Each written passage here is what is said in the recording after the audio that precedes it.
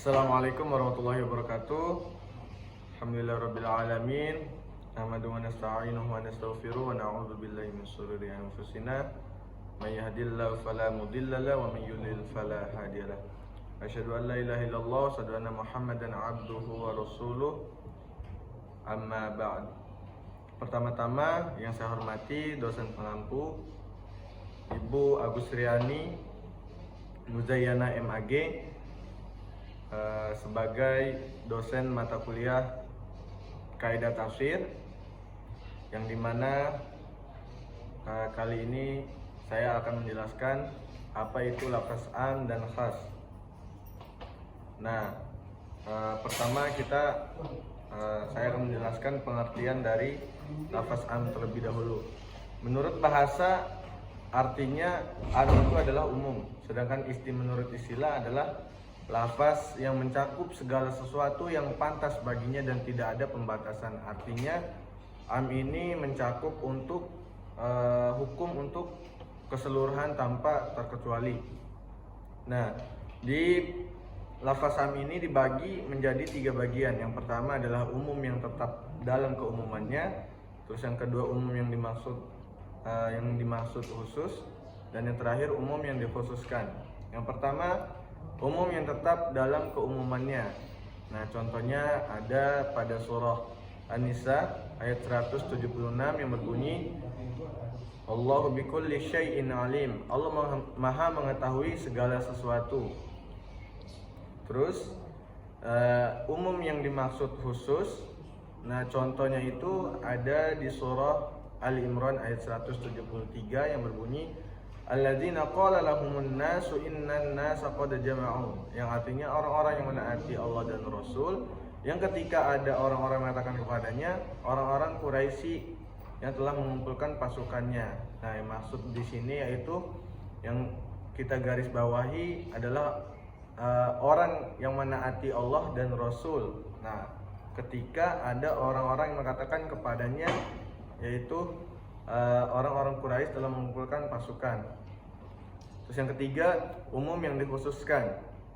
Contohnya ada pada Quran surah Ali Imran ayat 97 yang berbunyi walillahi 'alan nasi hajjul baiti man istata'a ilaihi sabila. Nah, kenapa umum ini yang dikhususkan?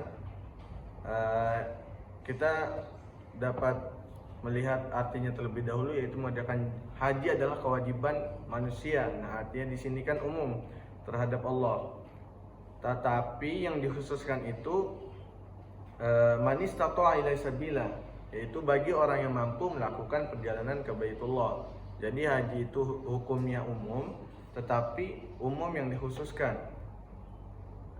Nah, adapun perbedaan antara umum yang dimaksud khusus dan umum yang dikhususkan. Yang pertama, umum yang dimaksud khusus tidak dimaksudkan untuk semua individu, baik berupa hukum, lafaz, dan makna. Sedangkan umum yang dikhususkan bermakna umum baik dari segi hukum, lafaz, dan makna. Terus yang kedua, mengandung majas, itu umum yang dimaksud khusus. Sedangkan umum yang dikhususkan berupa hakikat. Dan yang terakhir adalah perbedaannya adalah bersifat akliyah dan tidak terpisah. Sedangkan umum yang dikhususkan bersifat lafziyah dan kadang terpisah. Lanjut kita ke pembahasan selanjutnya, yaitu pengertian khas. Nah, lafaz khas ini secara bahasa itu berlawanan dengan lafaz am, yang mana lafaz am itu yang berarti umum, khas ini berarti khusus. Sedangkan secara istilah lafaz khas ini artinya mengeluarkan atau mempersempit cangkupan umum yang luas. Nah, pengertian mukhassas, lafaz yang mempersempit atau menjadi pengecualian dan pengkhususan dari lafaz yang umum. Terkadang lafaz ini bersifat mutasil atau munfasil. Nah, adapun lafaz mutasil ini dibagi menjadi 5 bagian. Yang pertama yaitu istisna, pengecualian. Contoh pada Quran surah An-Nur ayat 4 sampai 5 yang berbunyi walladzina yarmul nal muhsanati summa lam ya'tu bi arba'atin suhada fa ajliduhum thamanina jaldah wa la taqbalu lahum syahadatan abada wa ulaika humul fasiqun illa alladziina tabu min ba'di dzalika wa aslahu fa innallaha ghafurur rahim. Nah, artinya dan orang-orang yang menuduh wanita-wanita yang baik berbuat zina dan mereka tidak mendatangkan 4 orang saksi, maka daerahlah mereka yang menuduh itu 80 kali derat. Dan janganlah kamu terima kesaksian mereka buat selama-lamanya, dan mereka itulah orang-orang yang fasik.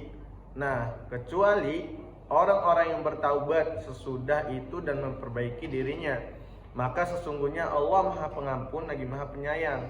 Nah, artinya di sini yang pengecualian itu kita dapat garis bawahi pada kata illal ladzina tabu, yaitu kecuali orang-orang yang bertaubat. Lalu yang kedua menjadi sifat. Ada contohnya pada Quran surah An-Nisa ayat 23. Warabaibukumul lati fi hujurikum. Itu anak-anak perempuanmu dari istrimu, anak tiri yang dalam peliharaanmu. Terus yang ketiga menjadi syarat. Contohnya dalam Quran surah Al-Baqarah ayat 180 yang berbunyi kutiba alaikum idza hadara ahadukumul mauta in taraka khaira alwasiyatu lil walidaini wal aqrabina bil ma'ruf haqqan 'alal muttaqin. Yang artinya diwajibkan atas kamu apabila maut hendak menjemput seseorang di antara kamu, jika dia meninggalkan harta, berwasiat untuk kedua orang tua dan karib atau kerabat dengan cara yang baik, sebagai kewajiban bagi orang-orang yang bertakwa.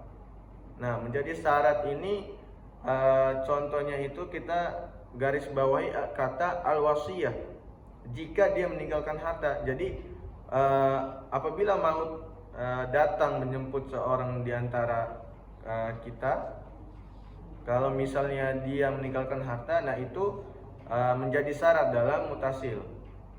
Terus lanjut yang keempat, sebagai badal ba'at mingkul atau pengganti sebagian dari keseluruhan. Nah, contohnya dalam Quran surah Ali Imran ayat 97, fihi ayatum bayyinatum maqamu Ibrahim wa man dakhalahu kana amina walillahi 'alan nasi hijjul baiti man istata'a ila sabila. Yang artinya di sana terdapat tanda-tanda yang jelas, di antaranya makam Ibrahim, barang siapa memasukinya Baitullah amanah dia. Dan di antara kewajiban manusia terhadap Allah adalah melaksanakan ibadah haji ke Baitullah, yaitu bagi orang-orang yang mampu mengadakan perjalanan ke sana. Nah, terus yang terakhir adalah sebagai goyah atau batas sesuatu. Contohnya adalah dalam Quran surah Al-Baqarah ayat 196 yang berbunyi wala tahliku ru'usakum hatta yablughal hadyu mahillah, yang artinya dan jangan kamu mencukur kepalamu sebelum hadyu sampai di tempat penyembelihannya. Terus kita lanjut ke lafaz mufasil. Jadi di dalam di dalam lafaz khas itu ada dua, yaitu lafaz mutasil dan mufasil. Nah, lafaz mufasil ini terdapat pada yang pertama Al-Quran dengan Al-Quran, terus yang kedua itu Al-Quran dengan hadis, Al-Quran dengan ijma, dan yang terakhir adalah Al-Quran dengan qiyas. Nah, Al-Quran dengan Al-Quran, contohnya dalam surah Al-Baqarah ayat 228, dan para istri yang diceraikan wajib menahan diri mereka menunggu 3 kali quru. Nah, terus ditaksis. Nah, ayat ini ditaksis. Sedangkan perempuan-perempuan yang hamil, waktu iddah mereka itu ialah sampai mereka melahirkan kandungannya. Terus Al-Quran dengan sunnah, contohnya dalam surah Al-Baqarah ayat 275, yang artinya padahal Allah telah menghalalkan jual beli dan mengharamkan riba. Nah, ayat ini ditaksis